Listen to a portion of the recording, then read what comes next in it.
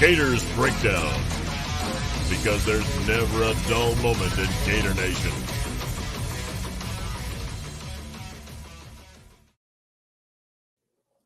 The Gators Breakdown podcast is ready to go. I'm your host, David Waters, and you can find me on Twitter at GatorDave_SEC. And joining you today after Florida and South Carolina play, with the Gators win 38-24 over the Gamecocks. And joining me here, as they will every Sunday, is Nick De La Torre from Gator Country and Graham Hall from the Gainesville Sun. Having some technical issues with the video portion, so those guys are being by the phone call right now. We'll get this all figured out, but gentlemen, thanks for joining me. And Graham, I'm waiting for the hearing the race cars in the background. Oh man, no, none of that background noise this time. Thanks for everyone for putting up with my first round of technical difficulties last week. They haven't seemed to have subsided. I'm going to blame it on Nick here for being back in Gainesville, using up all the internet this past weekend to watch so many football games. And I think there were so many good ones to check out, not only just the Florida South Carolina game, but late into the night with Auburn, Georgia, Mississippi State pulling an absolute Mike Leach. But as usual, man, I can't wait to talk about this actual Gators game that we saw, in a bit of a mixed bag. I don't know how you guys felt, but a bit of a mixed bag for me. Yeah, Nick, definitely a mixed bag. Mississippi State's going to be fun to watch. They're going to be a train wreck or great. Who knows? But I mean, from one week to the next, no idea what that pirate ship is doing. I love it. But man, it just kind of seems to be the same Mike Leach from everywhere else. You get up for the big games, and then a week later, whoops. It's Felipe. It's because he shaved that beard. That's what it was. Guys, Nick, you were at the game. Graham, you saw it from the TV perspective here. It's the swamp. Of course, it felt different. Seeing "We Are the Boys" with social distancing was a little weird. But I thought all in all, it just felt like Nick, it probably felt like this at Ole Miss too last week. Kind of a spring game on steroids. Yeah. So I don't know if they play, if you watch the NFL games on TV, they pump noise. So if you're watching the broadcast, it almost sounds like nothing has changed. But being there, it's kind of weird. Ole Miss was definitely weird because it was a closed press box. At Florida, it's open air, so you can hear a little bit better. But yeah, definitely a weird environment. I wouldn't say that it ever got loud, but maybe loud considering how many people were there. But it was never like, when Brad Stewart picked off, had the pick six at LSU. It never got like that loud. But I think all things considering, it was a good environment. Yeah, I thought so too, and a lot of people were having fun. It looked like so. I've watched a few replays here and there, just kind of maybe looking at the crowd and how it was there. But Graham, anything kind of throw you off from watching the swamp with a limited crowd on TV?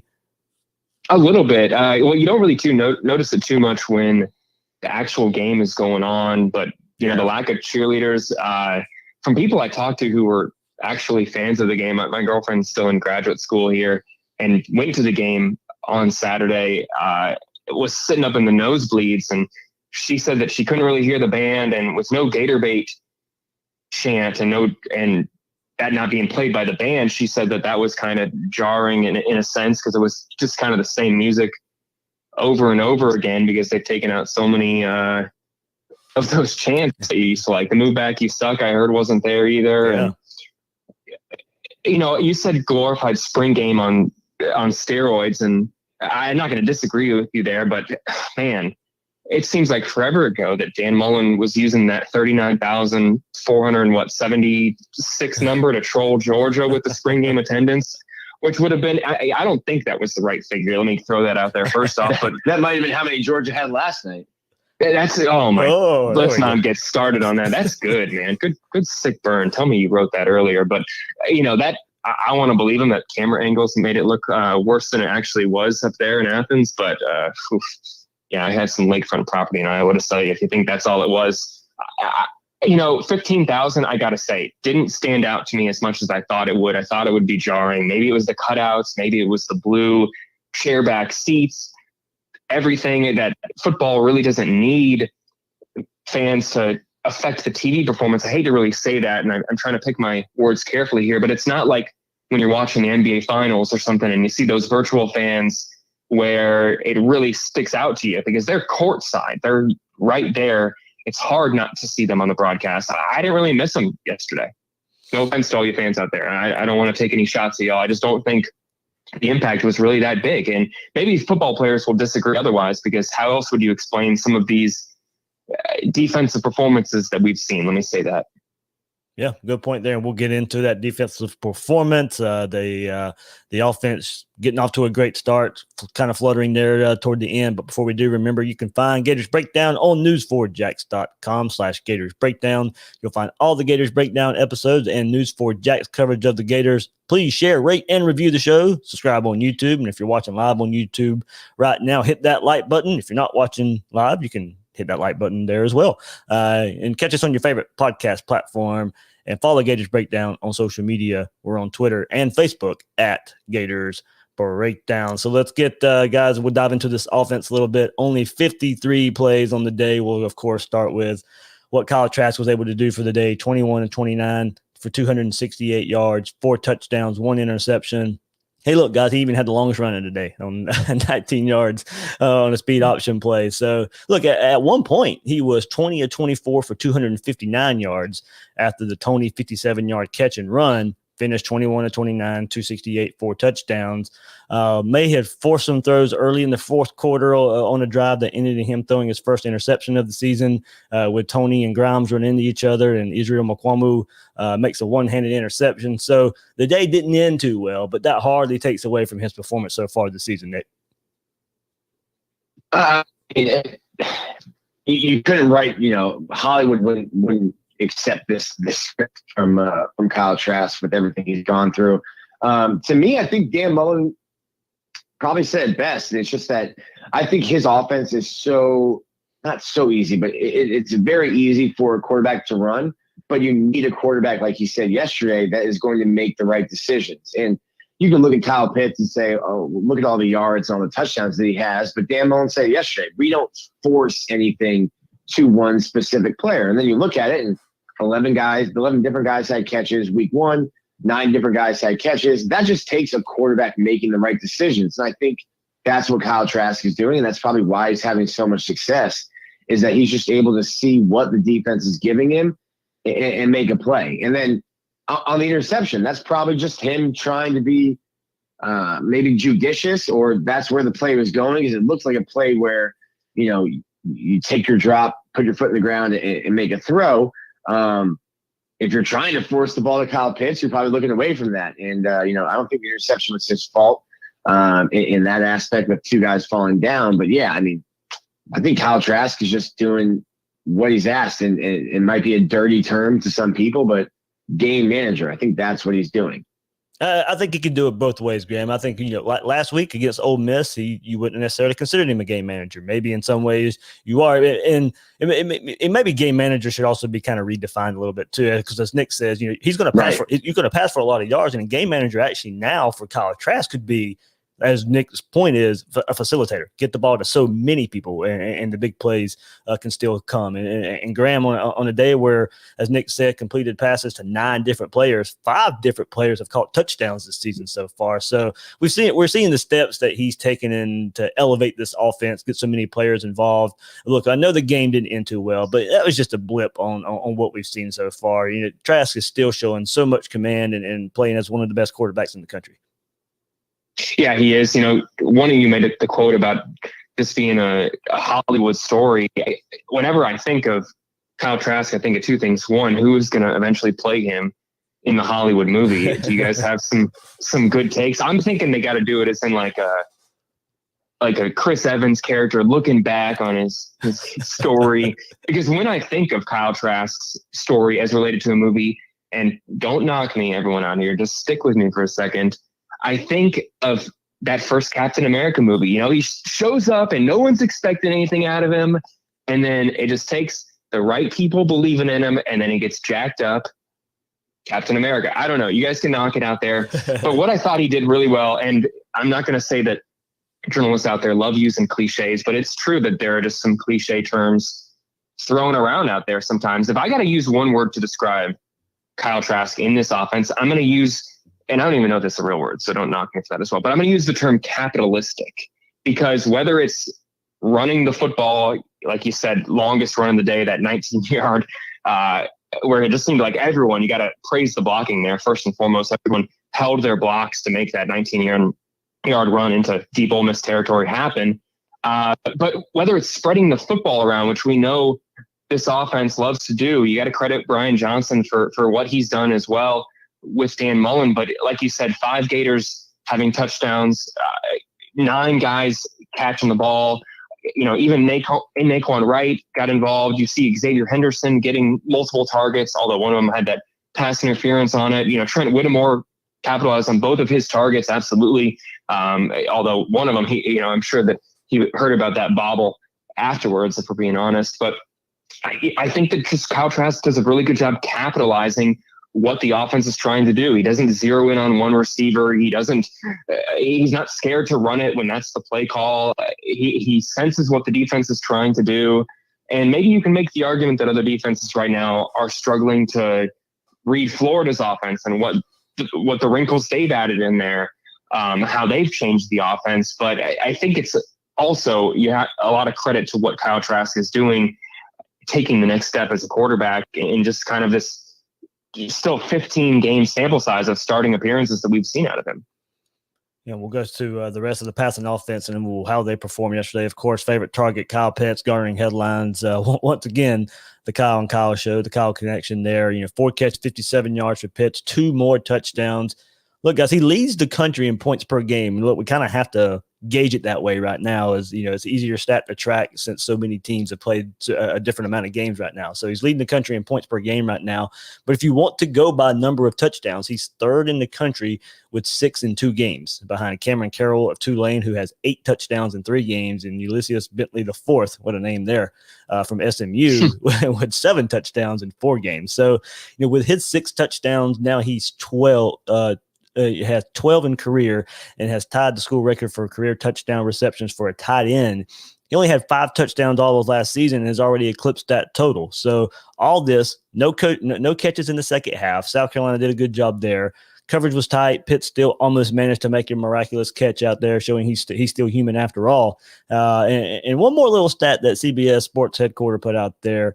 The last pass catcher to win the Heisman was Desmond Howard in 1991. His first 2 games, 1991 for Desmond Howard, 193 scrimmage yards, 6 total touchdowns. Kyle Pitts, 227 scrimmage yards, 6 touchdowns. Pitts for Heisman, guys. I mean, go ahead and give him the Mackey already. Like that, go put his name on it. That's done. Is he even eligible for that since he wasn't on the preseason Mackey Award list? He was on the preseason Mackey and the Blitnikoff.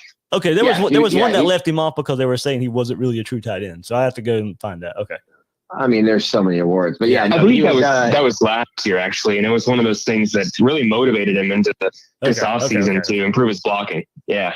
Yeah, well, wait till he gets to the NFL, then he'll be like, "No, I'm not a tight end. I see those wide receiver contracts. Don't call me a tight end." But yeah, like go ahead, put his name on the Mackey, give it to him. It'll be interesting to me because if you look at it, I think like the most touchdowns a tight end has is 20, something crazy like that. I mean, we look at college stats and you start looking at some of these offenses that just throw the ball all over the place. But I think 20, and if you look at it, like at one point yesterday, he had more touchdowns than any other team in the SEC. I even looked it up, like in terms of touchdowns, Kyle Pitts was the 37th best offense in the country on his own. So yeah, when you start talking about crazy, wacky numbers like that, then yeah, you can figure out something like maybe it's not crazy that a tight end wins the Heisman. If we're looking at it too, I think Desmond Howard had a little more special teams play behind him as well. So yeah, I mean he was playing like he wasn't coming off the field. He was punt return, kick return, interceptions, catching passes. He was doing it all. Yeah, Graham, you brought it up earlier, man, and when you were kind of just talking about Kyle Trask, and look, we're bringing up again too.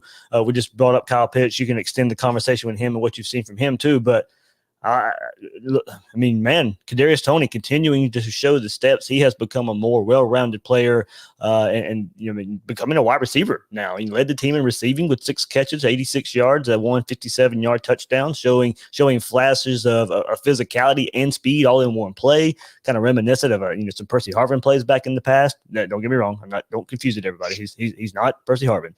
But you got the memories of a style of play like that yesterday from Cadarius Tony.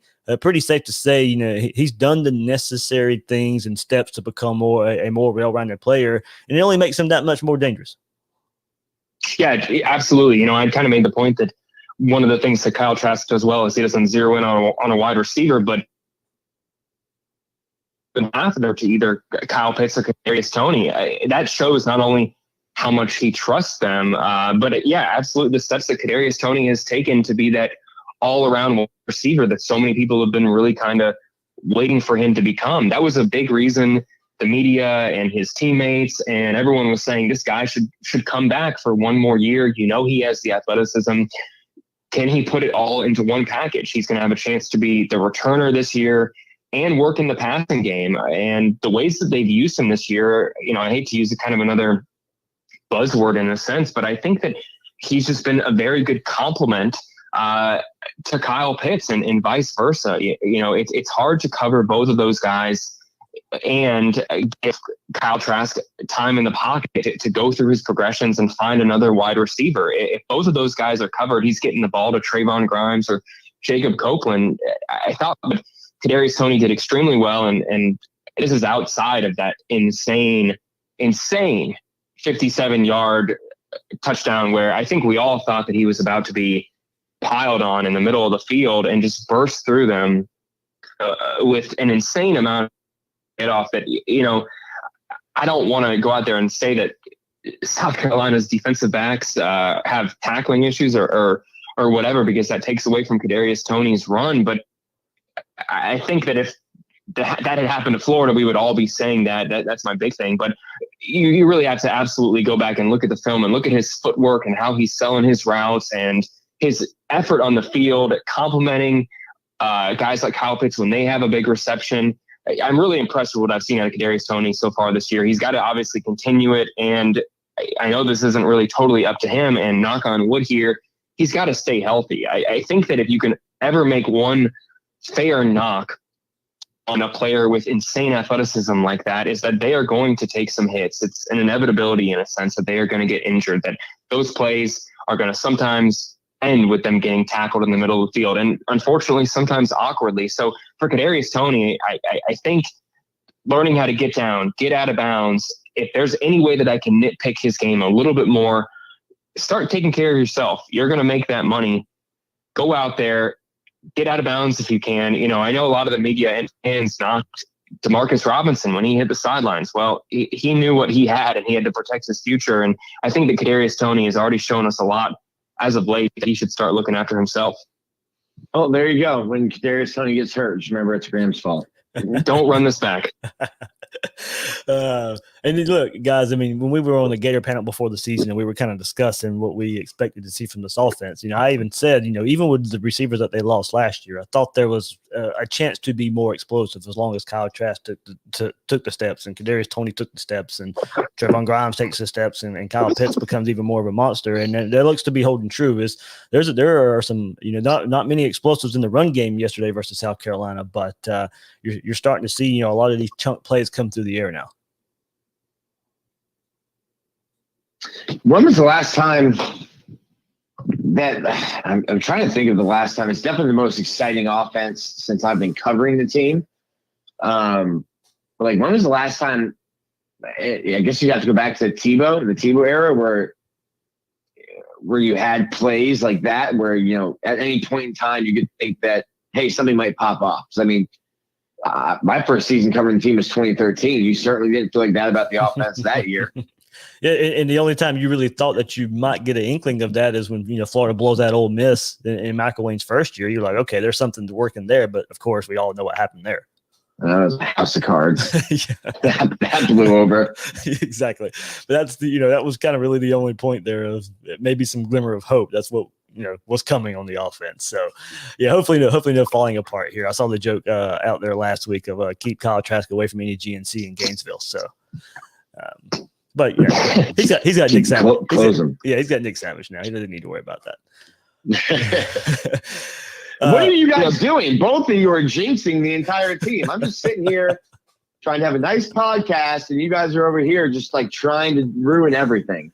I don't believe in jinxes. That's unfair. You can't believe in jinxes. And of course, the baseball guy is going to sit here and talk to us about jinxes. I mean, this is the guy that would chew you out if someone's in the sixth inning of a no-hitter, as if, in the next 2 hours, you speaking that into existence is going to ruin it. Fun story. I actually got chewed out in a UF press box for talking about a no-hitter that got ruined in the ninth inning. I'm not going to say who it is, but many people know who it is out there. I got chewed out for months on end, and I guess deservedly so. But, Nick, you made the point about Tim Tebow, and I actually had to go back there and look this up. And please, if this is wrong, someone out there let me know.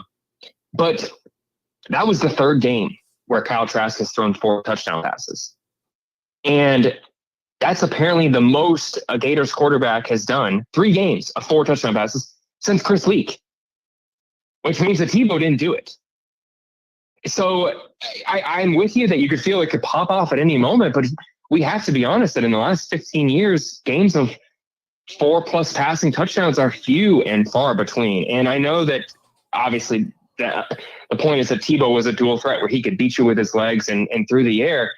But this offense is, and I'm not saying that Chris Leak is, the greatest quarterback in UF history. That's not the point I'm trying to make here. But this offense is absolutely, possibly even more deadly than that 06, 2008 era, which if you really want to kill me for any point, I'll hang up and let y'all kill me for that one. I mean, numbers certainly speak, back it up right now. Anyway, so we'll see, with 10 SEC games, 2 already down, if the Gators can continue that style of play as the, defenses will get better. I think, A&M coming up week, you can form a pretty stout defense at times. So we'll see. I mean, they look that way against Alabama, but they have the talent there to be better on defense than Ole Miss and South Carolina that we saw. So, look, guys, we move forward through the game, wanting to see the run game a bit more because it was working. And Damian Pierce was having a successful day. He finished with 9 carries, 51 yards, a touchdown, averaging 5.7 yards per rush there. And when it looked like Florida was in shape to take over the game early in the fourth quarter, up 38-14, that's the drive. Trask comes out with 3 straight passes, forcing throws and then throws the interception.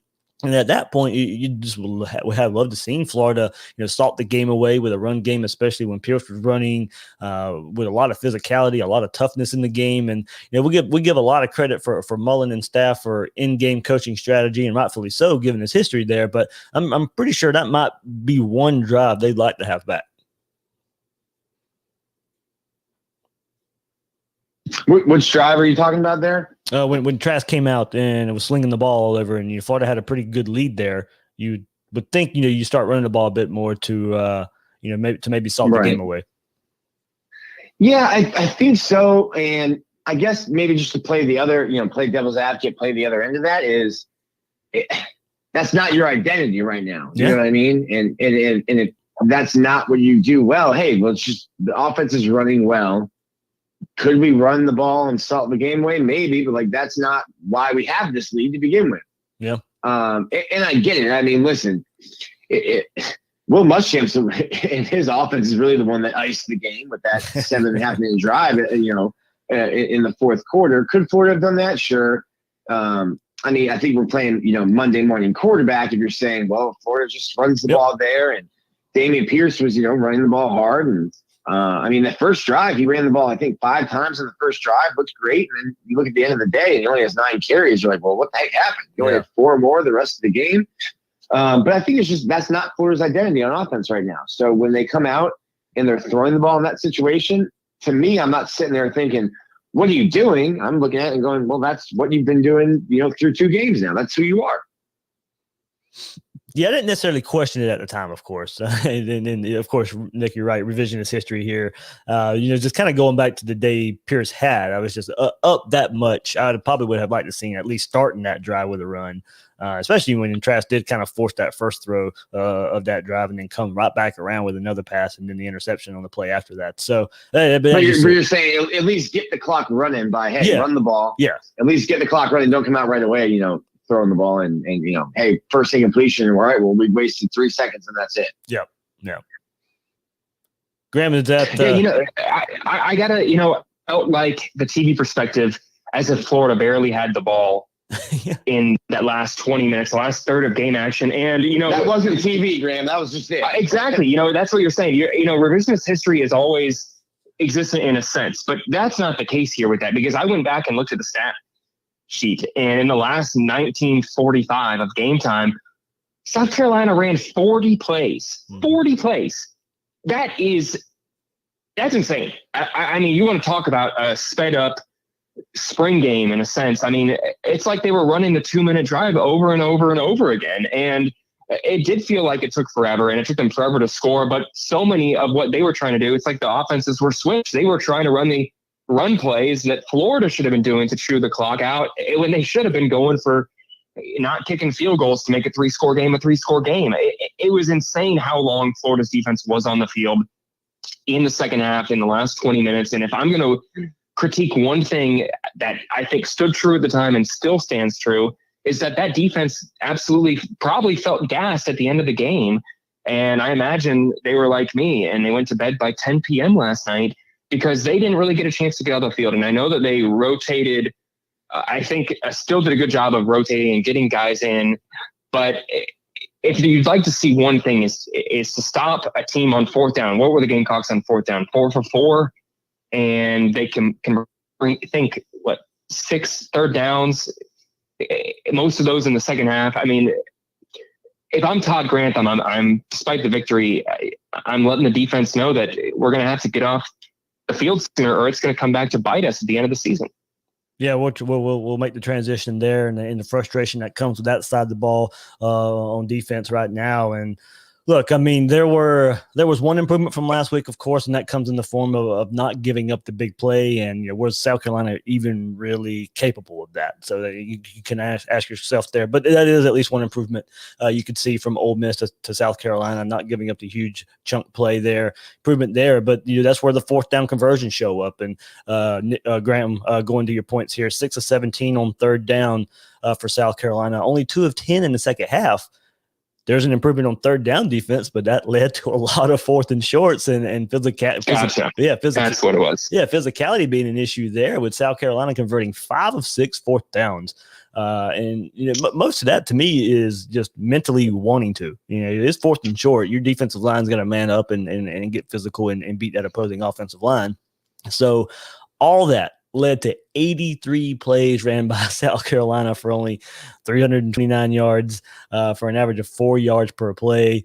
Only 24 points out of all of that too. So, box score can be deceiving here. 36-23 time of possession on those 83 plays. Their touchdown drives, guys, took up a whole lot of the time. First drive of the game, South Carolina goes 12 plays, 75 yards for almost 7 minutes. Second touchdown drive started near midfield after Trask fumble. That drive took 9 plays for 48 yards in 4.5 minutes. Then Trask interception, they take over at the Florida 39, and that still takes 11 plays for 39 yards, and that took 3 minutes and 49 seconds off the clock. I think that's by design, though. Like, yeah. If you look at Florida LSU last year, Florida's goal offensively was sustain long drives, keep LSU's offense off the field. Yeah. And to me, that's exactly what South Carolina was trying to do. But to that point, if you're Florida and you're the defense, get off the field. Don't allow them to take your offense out of the game by staying on the field. Get off the field, and they just weren't able to do it. 11 conversions yesterday for South Carolina.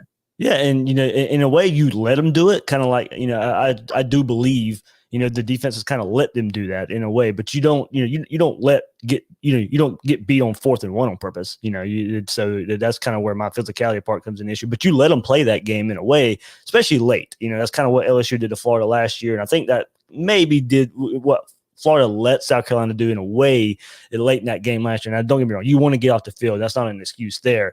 But if they're going to take forever, then they're just not going to have enough time to score. They're not going to have enough time to score 2 touchdowns at the end of the game, especially in the last drive, without scoring. Took almost 7.5 minutes off the clock, 18 plays, 74 yards.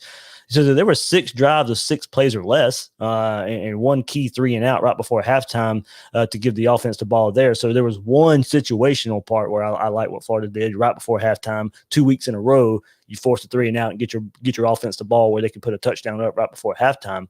But situational play as far as short yardage goes, man, that leaves a lot to be desired right now. Yeah, I do agree. To what Nick said about it looked like South Carolina was just trying to keep Florida's offense off the field. What a compliment absolutely to that offense if you think about it, because I think we've already seen in these first 2 weeks that there's not a lot of defenses out there that have shown that they can stop this team out there. Obviously, we'll see as things progress later into the season, but I want to circle back to Florida's run defense, because not to knock Kevin Harris and Deshaun Fenwick, but Florida is going to face better backfields this season. And I know that this team is missing Kyrie Campbell, and there are still some young players getting work here, and the linebacker situation is still getting figured out. Let me say that. But allowing nearly 4.8 yards, at 4.8 yards a carry, and if you take out the sacks, 130 plus rushing yards to South Carolina, I think that you really can say that there are some huge areas where the team, needs to improve. How did you guys feel about how that team performed? Because I was not expecting South Carolina to come out there and rush for 130 plus yards. If you go back and look at that game against Tennessee, Colin Hill threw for nearly 300 yards against the Volunteers, and then they rushed for just about 50 yards. And I think that if you were a Florida fan out there who had to accept anything, you don't want to think right now that this may be a top 5 program nationally with a run defense that maybe ranks in the bottom half of the SEC. Obviously, it's very early in the SEC in the season, but that may be true after what we've seen. I mean, yeah, and like you said, you're going to face better rushing attacks. I think we talked about last week, Dave, and I think I said, hey, I mean, look what Ole Miss did, yesterday. Mm-hmm. I kind of not made excuses, but I kind of explained away the first game by saying, hey, this Ole Miss team is going to do that to a lot of teams. Like, that's a good offense. Lane Kiffin can draw up some ball plays. They're going to make a lot of teams, a lot of defenses look bad. But then I said, South Carolina's offense, this is what the doctor ordered. Yeah. This is, 5 days of rest, wake up on Saturday and go ahead and, and beat this team up. And that's not what happened. That's not what the defense looked like. And I think, to me at least, kind of like what Graham said, you are what your film says. And right now, Florida's defense isn't good. And I tried to explain it away after week 1, saying, well, you haven't tackled since January in the Orange Bowl. You've only had 2 scrimmages. The defense will catch up to the offenses, throughout college football. And maybe that's still the case, but I'm definitely feeling worse about Florida's defense after game 2 than I did after the season opener. Well, exactly, guys. And look, right now, I think looking at it, it's a vicious cycle, I think, of a lack of trust, lack of assignment football, and in turn makes Grantham a little bit more conservative than he should be and wants to be. And I'm not making this up. I've had some constructive conversations since the game last night, and practicing assignment football have to be better. Right there, guys that are playing are the guys that are showing the most dependable to be on and off the field, the most consistency, the guys that are trying the most. That's why they are out there. And I'm not trying to take up for Todd Grantham here, it does not look good. But he's not the only reason. Is the scheme too difficult? Does it not fit what he's asking the players to do? Can he cater this defense to the issues that they're having right now? There has to be, to me, a meeting in the middle to get where this defense isn't as much of a liability. I don't know if they'll ever be the great, maybe close to a really, really good defense that I thought before the preseason. But right now, there's going to have to be a meeting in the middle from scheme and planning from the coaching staff to these players that are out there of doing your assignment. You're coached to do one thing, you need to do it. It's not just how does Florida line up and that's why that's why offenses are having success. And it's not just a guy not doing his assignment every time in my position. I think, there could be a little more aggression from the coaching staff to, maybe feed into the aggression of the players. I think when you constantly sit back and play a little bit, I think that gets into the players' minds and they play softer that way. But I think if you're out there and you show aggression and you let them know there's some, there's aggression behind everything that you're doing, I think they pick up on that as well. So I think there has to be a meeting of staff and coaching and planning, and these players also out there having to do their job. Yeah, I think a lot of it, a lot of everything what you just said is absolutely true, and I'm not going to sit here and knock players or Todd Grantham. And I also want to be careful to avoid making excuses because there are so many other teams out there dealing with the same circumstances. But I really do, the more I look at it, the more I look at the variables and what we've seen out of not only a Todd Grantham coach defense, but out of a Florida defense in the last few years, what you've seen out of this team just really makes me think that you're seeing a team suffering from rust. And I hate to use that cliche, but the lack of tackling, I know that we harp on this all the time. I think that really is having a huge detriment on many, many teams out there. And that's magnified by teams that had to change coordinators in the middle of the pandemic. And if you can see what a Todd Grantham coach defense is dealing with, I think that you could certainly make the case that every other team is kind of dealing with that as well too. So it's one of those things that seems like an excuse, but how can you say it really is when there are so many other programs that didn't have the continuity on the coaching staff, is not deep at every single position necessarily like the Gators are. And I think the biggest factor, I know that Florida has dealt with COVID tests, but I think that their transparency, even though Dan Mullen said he's not going to speak about injuries anymore, their transparency about COVID, the weekly testing reports, having minimal turnover from week to week on the COVID list, not missing a huge amount of personnel, really makes me think that, that they don't have as many excuses as other teams possibly could have, even though the excuses are fair. Does that make sense? Yeah, I think I didn't know where you were going with it because I think you were making the case that Florida doesn't have the excuses that some other schools should have. It didn't sound like that's what you were I just tried to reason between how much every team should have excuses and how much minimized those excuses should be in Florida because they don't have the coaching turnover. They haven't had a huge amount of, 20 plus people testing positive. They haven't had massive amount of opt-outs. They already, you can make the facilities knock, whatever you want to say, but they have every other resource to do virtual film sessions, Zoom meetings, every other program out there, that I really think, even though I want to say that they have some excuses for having rust, every other program basically has way more excuses. Yeah. I agree with that. Yeah. I don't, and I think that's probably, when we did the panel, I said, I think people aren't talking about it enough, how Florida should be getting credit or being thought of as, hey, a team that didn't have to bring in a new coaching staff or even a new coordinator, not even a team that had to work in a new quarterback in a weird off season that we had.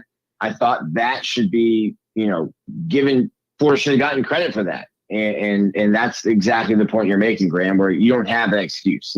Georgia they lost Sam Pittman. They lost their line coach, Sam Pittman, and that was one of the best offensive lines out there. And you just saw last night how valuable I think of a coach Sam Pittman, because that Chad Morris program was in the dumps, and now they are dealing with teams that, like LSU, had so many excuses.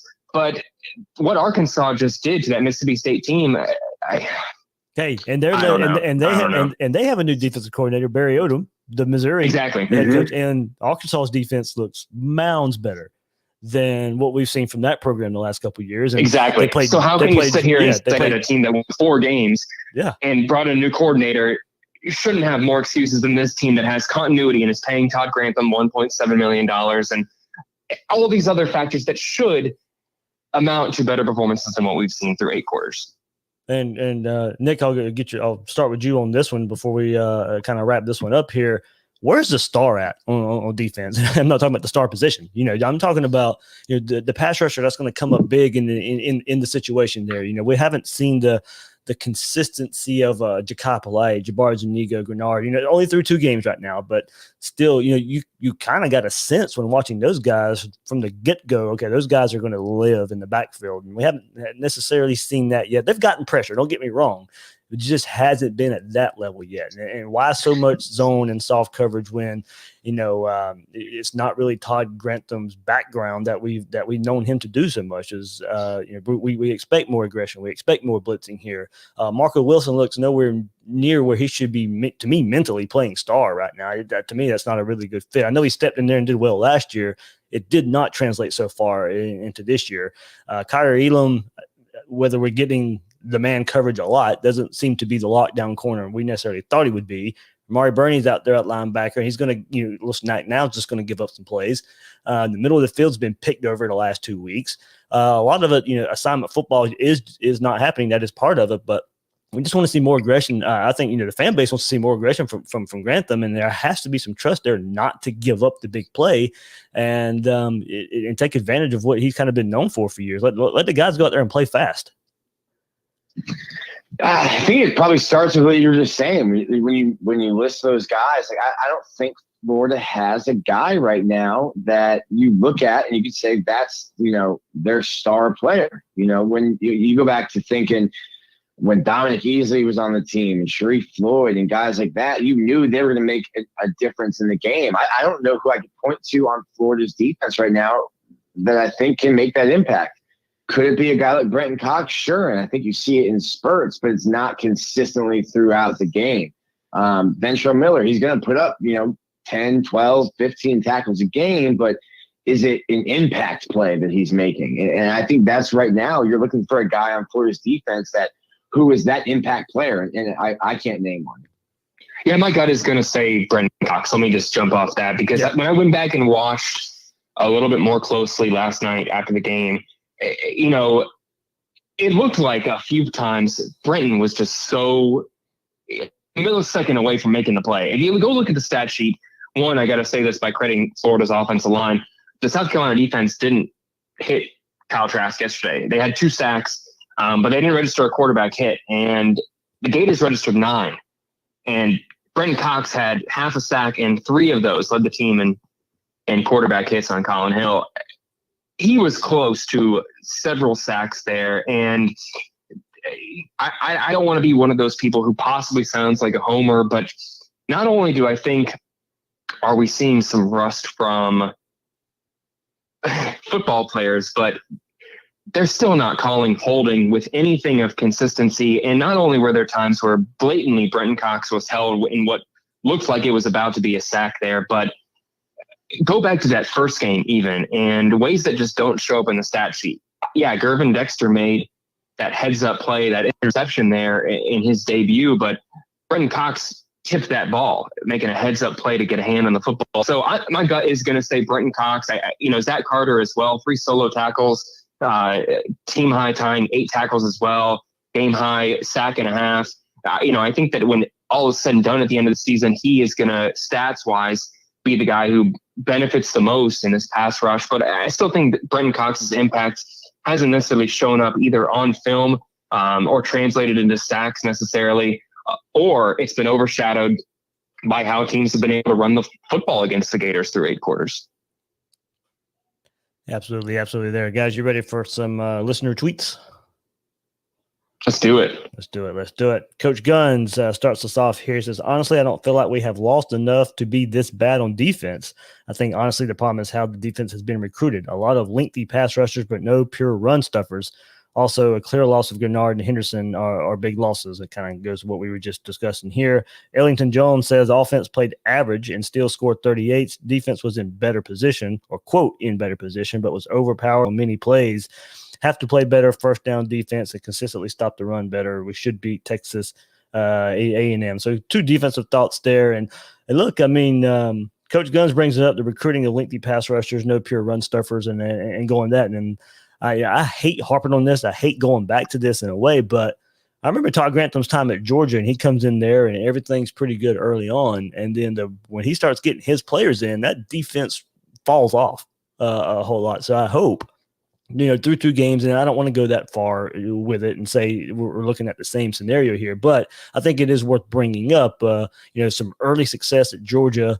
And then once he started getting his players in, the defense necessarily doesn't hold up. Yeah, I'm just not ready. I totally understand the frustration, and listen, the Florida's defense hasn't been fun to watch. I'm just like, I'm not ready to write it off yet. And I know people, I know the timeline is fire Todd Grantham, which isn't going to happen, by the way. Yeah. He's been fired 14 times since he's been in Florida. I'm just not ready to write him off yet. And I still have, what I just said about not having that star impact player. I think that's still a concern, at least for me in my mind, but I'm not ready to write off, at some point, hey, it might Florida can go to College Station next week and lay an egg. And then I might be here a week from today saying, all right, that's it. Hit the panic button. But I'm not hitting it right now with Florida's defense. Concerned, but not hitting the panic button yet. Yeah.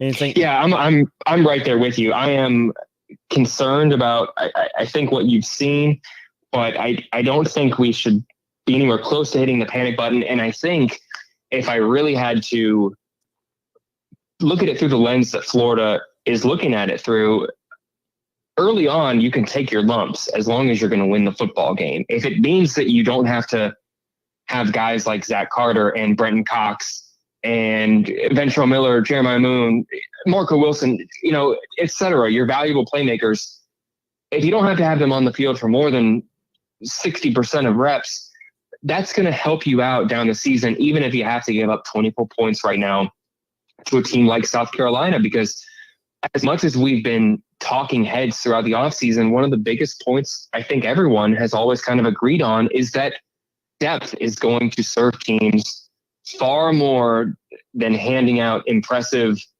63-0 performances, which normally in the BCS era and even in the college football playoff era where every conference is competing, style points did matter. And getting sacks on national television, everything like that had greater importance, seemingly. Right now, I think there is an onus inside programs on health and limiting the chances of some of your guys getting injured, because the opportunities are less here this season, while there are also less teams available. The SEC understands that their biggest opponent every single week is themselves, limiting their chances of getting COVID-19, of getting hurt in game, of doing anything that could lead to a player being sidelined, whether it's quarantined or contact tracing, whatever it is. I think that there is that era of understanding in programs like Florida. So if you have to work young guys in so that if someone goes down for any reason, whether it's medical or physical, you have a guy who's ready to be there. And while I'm not ready to, say that guys like Amari Burney and such are absolutely, stellar players, I think that you're able to take your lumps with them and it not be that big of a deal, even though in this Twitter era, it's almost impossible for clips not to be magnified and replayed and hot takes to be made and people to say that this is evidence of a coach needing to go in this coaching carousel world, where I think we need to step back and look through it through a different lens and say, hey, if you have to give up 130 plus rushing yards to a Will Muschamp coach offense, it's okay if everyone gets out of the game unscathed. And from what I understand, that seems to be the case, although Dan Mullen won't confirm that. That is the truth here. Architect says teams have doubled Slayton and running opposite of him. Linebackers are sifting through too much trash on run plays. Carter started seeing double teams as well. Some more on the defense here. Typical Gators says the schemes and personnel choices by defensive coaches really concern me. The constant zone, playing off the ball, and the apparent lack of drive across everyone except Ventrell are poor coaching signs to me. If we don't see drastic improvement, we will lose 2 games or more. Some more defensive thoughts there. I thought the lack of focus, maybe lack of physicality last week versus Ole Miss was maybe a sign of a lot of guessing going on out there because they didn't necessarily know what Ole Miss was bringing to the table. They were out there guessing. I thought that got better a little bit last week too. Still maybe a concern out there for some.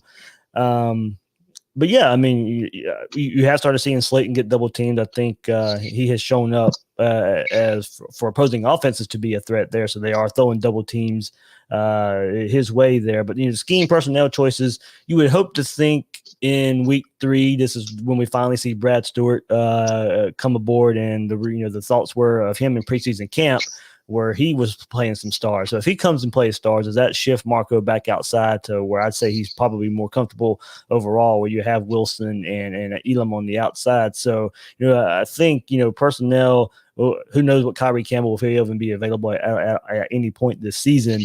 But for now, maybe the quickest fix there as far as personnel is getting Brad Stewart back involved. Yeah, that'd be nice. And Brad's a guy that can play star. I think right away you saw Marco. You obviously, when you look at South Carolina, what they've done week 1, you saw Shi Smith, and you're like, all right, who do we put on him? And I think, right away it was like, all right, Marco. Love Marco Wilson. I don't think he had his best game of his career on Saturday against South Carolina.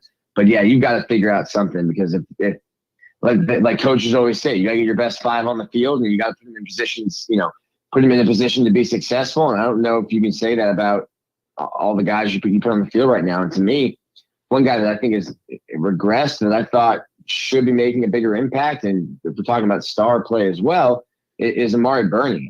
I don't know. I just see him getting lost right now. And that's a guy that I thought, could be your kind of Alex Anzalone kind of linebacker that, if you look at Ventrell Miller, great against the run, but not someone I want, covering a tight end in space or covering a running back in space. And I thought that'd be Amari Burney. And then I just watched him get completely lost yesterday and give up a touchdown to a running back. And asking around, Nick, kind of going to that point, I wouldn't expect him off the field anytime soon. They apparently in practice and stuff during the week, he's there in the right place. But we got to see. I think a lot of people want to see that translate into a game situation here. Graham, I'll come to you back with this one. A little bit of optimism here. Cam the Man says defense wasn't awful, just didn't play good situational football. But at the end of the day, I'm glad our program is back to that level where we can win an SEC game by 2 touchdowns and not happy about it. And then Stephen Old says, I might be the optimist camp here, but I think things are fine with room to improve. Both of the last years, we've seen issues defensively, and by mid-season or mid to late season, as players have returned, they've been cleaned up. You look around college football, kind of going to your point there. You look around college football, defense is a problem almost everywhere. Yeah, absolutely. I think there's plenty of reason to be optimistic. First point, you brought up Marco Wilson. I think that he would be one of the first people to admit that he didn't have his greatest game. But I think on top of that, he's not going to make any excuses, so I'll make him for him. I mean, you watch that game, there were just times that to me looked like they were just communicational breakdowns. And I'm again going to attribute that to a lack of time on the field together.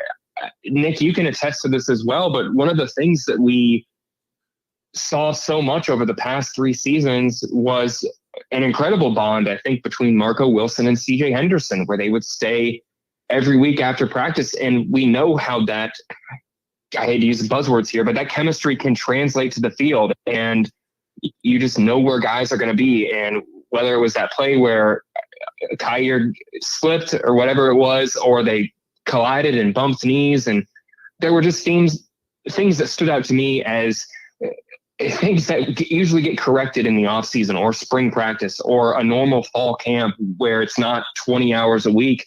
I know that Florida had this kind of extended fall camp, but I think people don't realize, and Dan Mullen was kind of animated about it at times, but things got ramped up and then ramped back down, and they didn't really have time to do these consistent periods of conditioning and 5 hours a day in the program to get their legs and that chemistry there. And I think you're really seeing that happen. As for the linebacker situation, yeah, Amari Burney, by all accounts, especially last year, a guy that was kind of perfect for that star role because you really didn't have an absolute position for him. Like you were saying earlier, it was a guy who had played some safety in high school.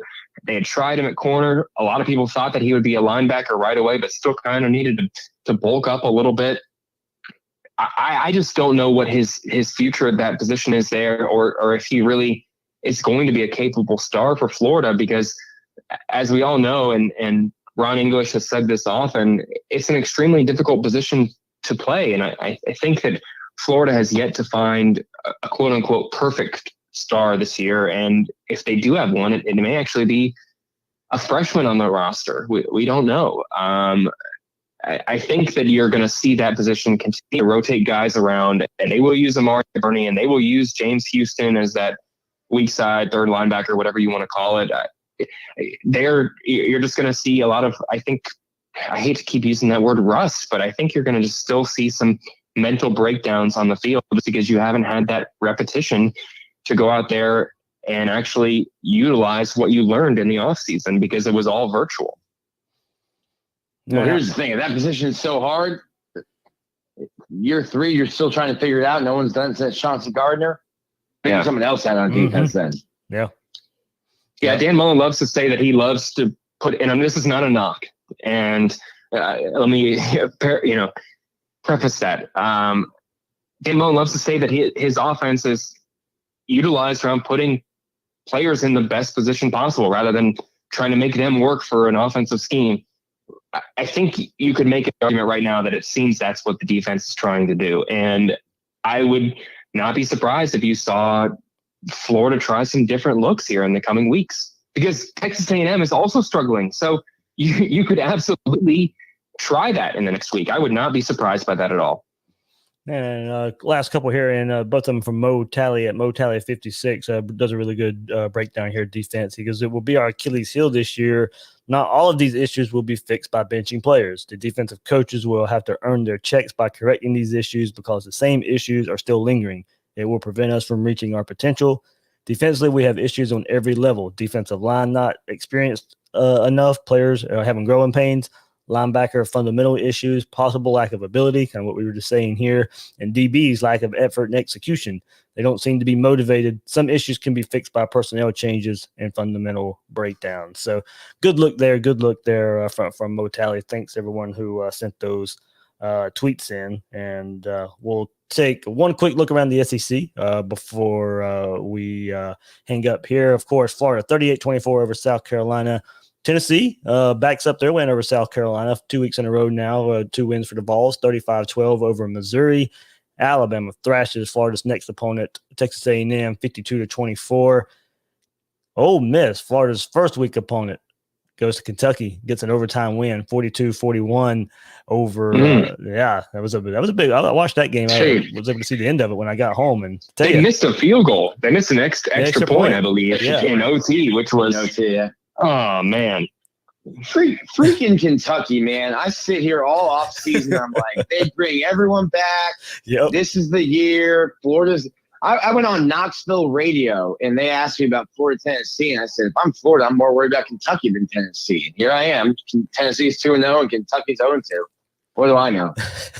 I was right there with you, man. I had them picking Auburn, beating Auburn week 1, and they shot themselves. I'm done picking Kentucky. Yeah, I'm done picking Kentucky. Here's the thing. This is the first time I've been on the Kentucky train. I have never been on it. And that's what you get, Dave. That's what I get. That's how they treat you. Yep, that's exactly how they treat me. You guys got here late to the party, because let me stop real quick. Nick knows this. I got so much heat on the radio. I want to say it was it last June? No, it was 2 Junes ago, June 2018, when I went on WRUF and said that this is the year that Kentucky finally snaps the streak.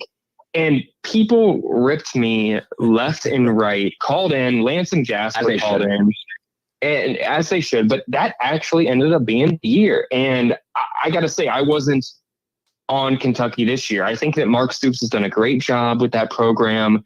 But they lost Lynn Bowden and the SEC. If you really look at where everyone else is, early recruiting efforts for the last 5 years. How often does a guy commit to Kentucky and they flip away from the program within the next 6 months? They kind of use that as one of those offers to build some momentum these days. And again, you got to give Mark Stoops a whole lot of credit because he hits on a lot of those guys and it's a much better program. But this is looking like it's going to be a down year for them. Yep. As we finish up on the nightcap of games here, Georgia and Auburn in the SEC game of the week, there was pretty much national game of the week. Georgia controls that game from the get-go, 27-6. Not a big fan of Bo Nix and Auburn. I'm not sure Chad Morris is a really good fit for that personnel for offensive coordinator there at Auburn. Georgia rebounds from the Arkansas performance last week. Stetson Bennett gets to start, plays pretty well. Georgia run game goes off as well. So Georgia 27-6. So we'll probably, a lot of people are talking about it now. We see a flip flop of rankings of Georgia being ahead of Florida, and we should actually get word of that pretty soon, but not while we're on. Well, yeah, the coaches poll came out and they're tied now. They are tied. There we go. Okay, yeah, tied at third in the country. There you go. Florida looked better week 1. Georgia looked better week 2. So you can definitely explain it. Doesn't matter. All that matters is what happens in Jacksonville. There you go. Yeah, we can talk about it all we want to up until people can get mad all they want to. Speaking of a Jacksonville guy, because I think that Auburn fans have to be feeling a little bit extra sick about this, but seeing Bo Nix last night, I think the wrong quarterback left in a sense. They got to be wishing that they had Joey Gatewood back, who actually was just ruled immediately eligible there for Kentucky. So Terry Wilson could be on the way out for the Wildcats based on what we've heard out of Lexington. And Joey Gatewood, if they're going to win some games this season, could be the guy up there for Mark Stoops. And if that ends up being the case and we don't see Bo Nix have this great turnaround, because you guys remember there were so many people who were saying that Bo Nix was about to have this Joe Burrow type season. It wasn't going to be Kyle Trask. They were saying Bo Nix was going to have this Joe Burrow type season and be that guy who leads Auburn to, 12-0 or whatever they wanted to say up there. And off-season takes are pretty funny. We love making them and we love ripping them afterwards. Yeah, two things with that. I'm not a big Bo Nix fan. I don't think he's taking the necessary steps. And look, he's not taking those necessary steps against that Georgia defense. That defense is still really, really, really good. So it should be a fun matchup as long as everything kind of trends the way it is now with Florida offense and Georgia defense. Wrap it up here. We talked about it earlier. Arkansas upstates Mississippi State after they get a big win over LSU last week, 21-14. I think Felipe had 2 touchdown passes in that game, if I remember right. And then LSU rebounds, beats Vanderbilt 41-7. Guys, one more quick thought before we go. DeMarcus Bowman, it took a different route than most fans wanted out there. But DeMarcus Bowman's a Gator. Transfer portal, you. You take it. It sounds like a knock, but shoot, if you're going to keep getting 5 stars eventually, that's fine. Yep.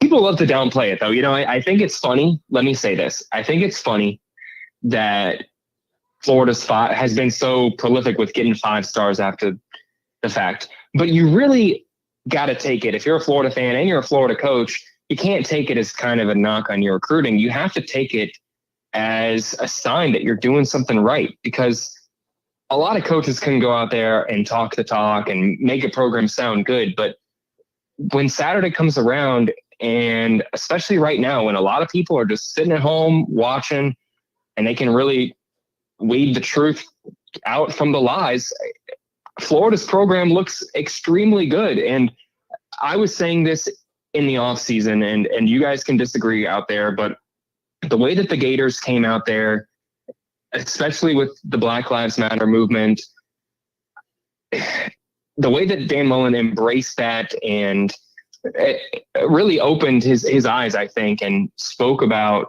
education, was so much better of an effort than what Dabo Swinney has done in saying that, I caution players from using Black Lives Matter stickers on their helmets or wearing patches.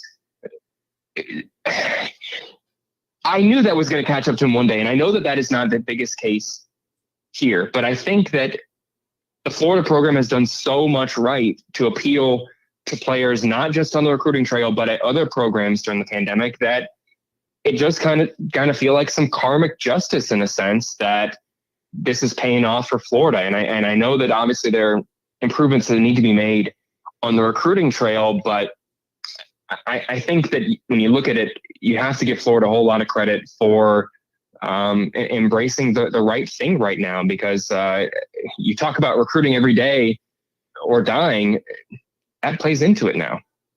Yeah, I think with this one, Bowman's still going to be a true freshman next year because this year doesn't count. We'll have to see how this all plays out, of course, how eligibility comes about and stuff. But here's the thing, guys. You may only have DeMarcus Bowman for 2 years, and honestly, you will take 2 years, because if you only have him for 2 years, that means he's coming and he's showing out. Oh yeah, take him for 2 years instead of no years. Instead of watching him win a national championship at Clemson. Exactly.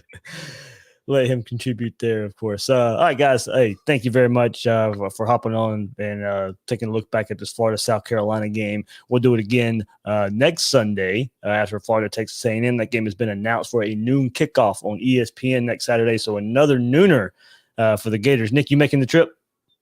Yeah, not only a nooner, my second 11 a.m. local kick. Yeah. My goodness. You don't Give me a break. You don't get to go out and party on Friday night and sleep in at all.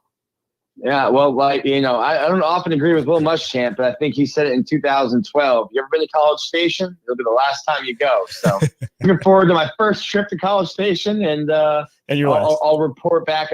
I'll report back next week if Will was right or not. Sounds good. Grant, what's your plans next week? Hey, just keep doing high school football here in the area. I'll be covering the game from home as usual. It's really sad that I'm not going to get a chance to be out on the road this year, although I do plan on making that trip from Florida, Georgia, of course, because I just got a new car, guys. I know Nick was making fun of me, rightfully so, for riding in that Prius to almost every single away game. You were being environmentally responsible. We went to Missouri in that thing, baby. We came back from Missouri in one day in that thing. Not you, of course. You just said me and my co-pilot. Yeah, that was egregious cross country. That was egregious to me. I wouldn't put up with that smell for 16 hours, and Nick wouldn't put up with me talking the entire time. But I am gonna miss being able to take cross country trips in that car. But hopefully, I'll be back out there pretty soon in my snazzy new 2019 Hyundai Elantra, baby. Oh yeah. There we go. That's how we'll end this one. There. Just as wild as we started. There we go. We're Nick De La Torre from Gator Country and Graham Hall from the Gainesville Sun. I am the host of Gators Breakdown, David Waters. You can find me on Twitter at GatorDave_SEC. Guys and girls out there, thanks for listening to this episode of Gators Breakdown.